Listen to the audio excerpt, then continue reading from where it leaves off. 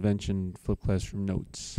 This is going to take you through the major compromises at the convention. Our first one, we looked at the problems with representation in the Virginia and New Jersey plans.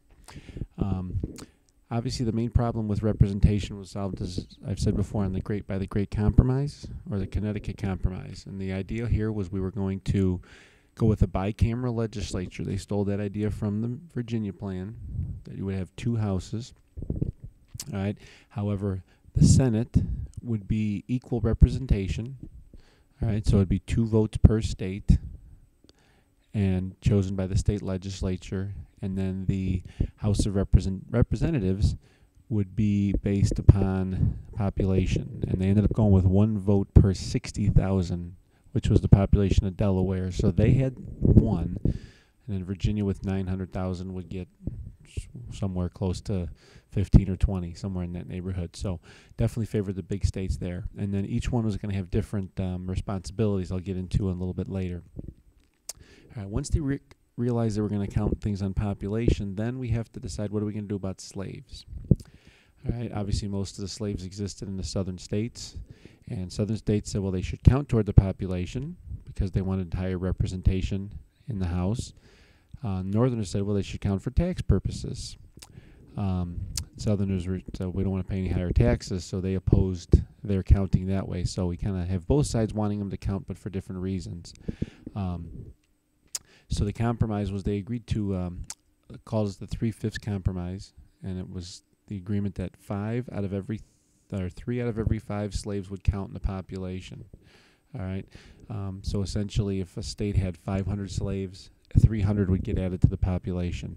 And that number was actually chosen because of an earlier compromise dealing with navigation routes and trade routes and things. They went with 3/5, so they just kind of agreed to use that number again. So this is going to obviously give a huge boost to the southern population, because they're going to get more people that are not represented and not voting, but yet they're going to count in their populations. And the irony of all this is that that will remain in the Constitution until after the Civil War. And when it's abolished, instead of only 3 out of every 5 slaves counting, all 5 are going to count. So when the Civil War ends, the Southerners actually get more political power because they're going to get more representatives with all the slaves counting after the war. So what we call the law of unintended consequences. Okay, so we got a question here about the Senate now. All right, which is a power that's unique to the Senate? You are going to see this potentially on your Unit 1 exam. I think the screen's a little smaller than what I hoped. So take a second, pause it, look at the answer. And our correct answer is B.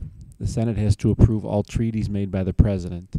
And the reason they have that power is the Senate, with the longer terms, is going to allow their legislators to become experts, be more knowledgeable, and they're also removed from the people. They didn't want the people approving the treaties because that can be misguided by popular whims and misinformation. They wanted the Senate and the old wise guys to be able to make that decision to approve treaties. All right, some other powers they're going to have is confirming appointments. And you'll see impeach the president here. That's the House's responsibility, because all we do when we impeach is we are accusing someone of a wrongdoing. We're not actually removing from office. That job falls upon the Senate. Okay, why did Northerners oppose slavery at the Constitutional Convention? Because as we saw earlier, there was a north-south split. Pause it. Okay, the correct answer is C. It increased Southern political power. Okay, most people probably said A. Okay, but there were not many moral opponents to slavery at the convention. Probably the most vocal was a person named Gouverneur Morris from Pennsylvania. And in most of his speeches, he was concerned that the South would become disproportionately dominant in political power due to the arriving number of slaves from Africa and the 3/5 compromise giving him a lot more representation. He was worried that that would start a war in the southwest with Spain, so the southern territories could expand. He was right, it just wasn't with Spain. It ended up being with Mexico about 50 years later. All right, so that leads us to our next compromise. It's called the Slave Trade and Commerce Compromise, and it dealt with the slave trade. Okay, the slave trade had come from Africa since the 1600s. Was very profitable, very lucrative. Northerners didn't want any more slaves to come in. All right, again, more because it boosted the political power of the South. Every boat of 500 slaves means 300 more in the population. And then Southerners obviously wanted to continue their way of life, at least on the surface. However, the reason Southerners could live without outlawing the slave trade is as soon as you allow no more slaves to be brought into the country, that now increases the demand for the existing slaves that they all owned. Okay, so as soon as you can't import any more slaves, the slaves you have become much more valuable. So this wasn't as big of a compromise as you think. So the deal was there could be no slaves imported after 1808, but slavery could continue. And there was a little provision written in that you could not tax the slave imports any more than $10 a head, which was obviously a lot of money at the time, because the Southerners were worried that the Northerners would just tax slaves to prevent them from coming in. So what you see from 1787 to 1808 is the largest importation of slaves at any one period in history. So it dramatically increased it and then outlawed it after 1808. All right, we have a tariffs compromise. We should know that a tariff is a tax on imports, and this is an issue we still fight over today.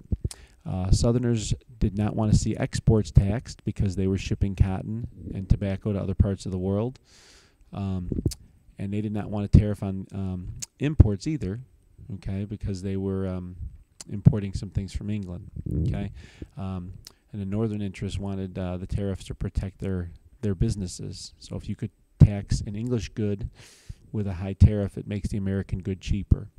So the compromise was there would be no tax on export. Anything shipped out of the country cannot be taxed by the government, all right, but you could tax imports, and that's going to actually be one of the main causes of the Civil War a little later on.